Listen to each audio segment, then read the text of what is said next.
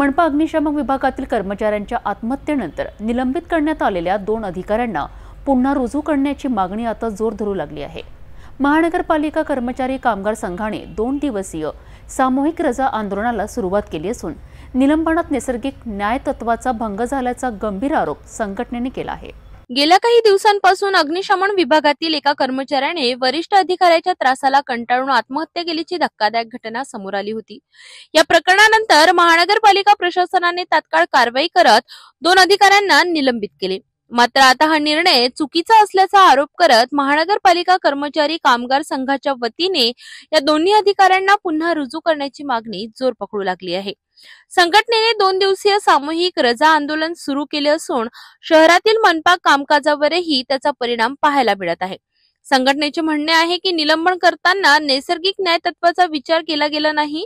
दोन्ही अधिकाऱ्यांना स्वतःचे बाजू मांडण्याची संधी न देता एकतर्फी कारवाई करण्यात आल्याचा त्यांचा आरोप आहे। या आंदोलनामुळे मनपा प्रशासनावर प्रचंड दबाव वाढला असून पुढील निर्णय काय घेतला जातो याकडे सर्वांचे लक्ष लागले आहे।